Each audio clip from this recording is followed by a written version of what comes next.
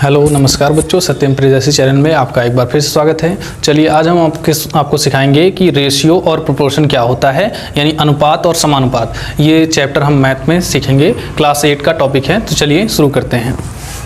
तो आज हम सीखने जा रहे हैं कि रेशियो और जो है प्रोपोर्शन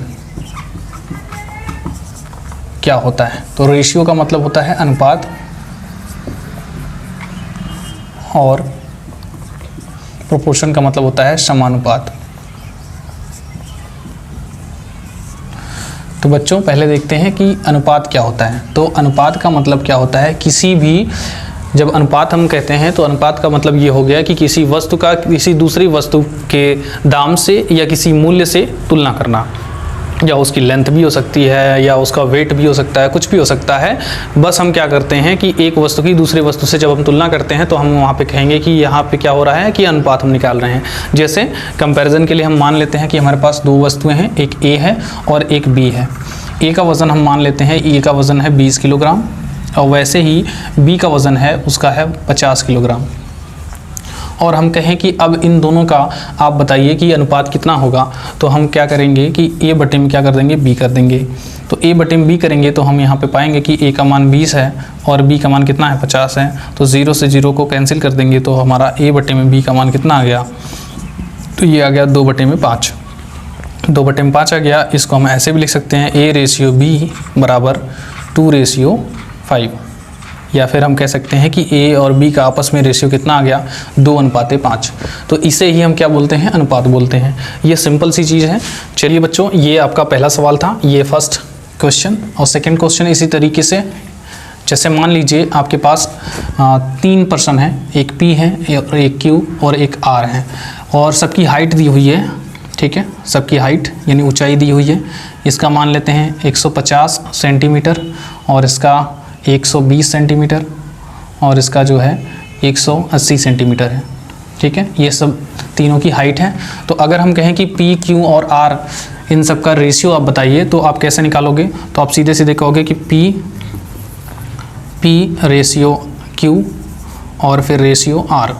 तो अब आप यहाँ पे सबका मान रख दीजिए, 150 रेशियो 120 और फिर रेशियो 180। तो आप देखोगे 0 से 0 कैंसिल, ये तीनों का 0 कैंसिल हो जाएगा। तो 15 रेशियो 12 फिर रेशियो 18। अभी आप देखिए तो ये 3 से कट सकता है, तो 3 से आप इसको काट दीजिए। 3 × 5 = 15 और 3 × 4 = 12। ठीक है, 3 × 6 = 18। तो अब देखिए ये आपका फाइनल रेशियो आ गया।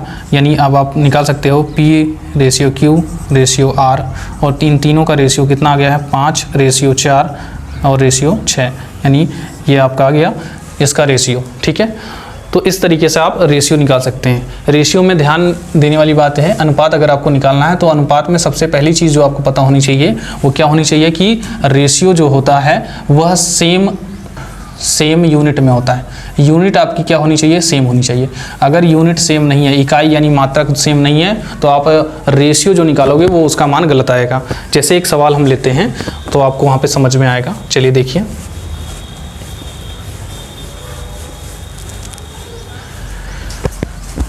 जैसे ये थर्ड क्वेश्चन हो जाएगा आपका।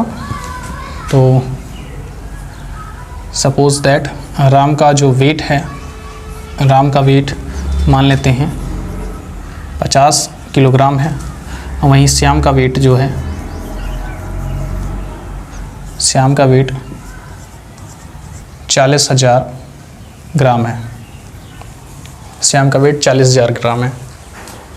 तो अगर मैं कहूँ कि बताइए कि इन दोनों का अनुपात आप निकालिए, तो आप कैसे निकालोगे। तो आपको तो कहोगे कि देखिए ये राम है और बटे में श्याम, तो आप सीधे सीधे कर सकते हैं 50 और बटे में कितना हो जाएगा, 40,000।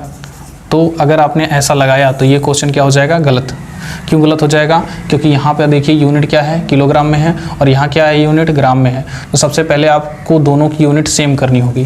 तो दोनों की यूनिट सेम करने के लिए आप क्या करेंगे, या तो इसको ग्राम में बदल दीजिए या तो इसको किलोग्राम में बदल दीजिए। तो हम क्या करते हैं, इसको किलोग्राम में बदलते हैं। तो किलोग्राम में बदलने के लिए यह हो जाएगा 40,000, और 40,000 में क्या करेंगे, हम 1000 से भाग कर देंगे। 1000 से क्यों, क्योंकि 1 किलोग्राम बराबर कितना होता है, 1 किलोग्राम बराबर होता है 1000 ग्राम। 1000 ग्राम होता है। तो अब देखिए यहाँ 3 0 से 3 0 कैंसिल हो जाएगा, तो यहाँ पे कितना आ गया 40 किलोग्राम। अब ये बदल चुका है किसमें, किलोग्राम में। तो अब ये तो गलत है, सही वाला देखिए क्या हो जाएगा फिर, राम और बट्टे में क्या हो जाएगा, श्याम, और इधर क्या हो जाएगा 50 और बट्टे में कितना 40, 0 से 0 कैंसिल, यानी कितना आ गया 5/4, यानी राम और श्याम का रेशियो आ गया, राम और रेशियो श्याम। ठीक है, तो इसका रेशियो कितना आ गया 5/4। तो इस तरीके से आप कभी भी अनुपात निकालें तो ध्यान रखें कि आपका जो यूनिट होना चाहिए, इकाई यानी मात्रक होना चाहिए, वो एक ही होना चाहिए। अगर अलग हुआ तो मात्रक जो आएगा, जो आंसर आएगा अनुपात का, वो गलत आएगा। ठीक है, तो इस तरीके से आप अनुपात निकाल सकते हो। चलिए फिर इसी सीरीज़ को आगे बढ़ाते हैं। अब देखिए समानुपात क्या होता है।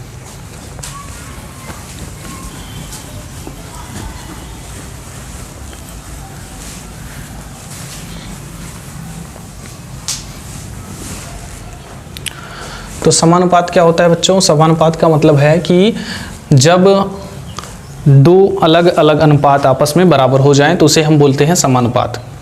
क्या हमने कहा कि अगर दो अलग अलग अनुपात हमने निकाल रखा है, ऑलरेडी हमारे पास कोई अनुपात दिया हुआ है, तो दो अलग अलग अनुपात आपस में अगर बराबर हो जाएं तो हम कहेंगे कि ये सब क्या हैं, चारों की चारों क्वांटिटी समानुपात में है। जैसे देखिए हमारे पास A, B, C और D ये सब हैं, और A का B का रेशियो यानी A से B का रेशियो जो आया है वह 1/2 है। ठीक है, और C से D का रेशियो अगर हम कहें तो यहाँ पर मान लेते हैं 2/, और यहाँ पर कितना है 4 है, 2/4 है।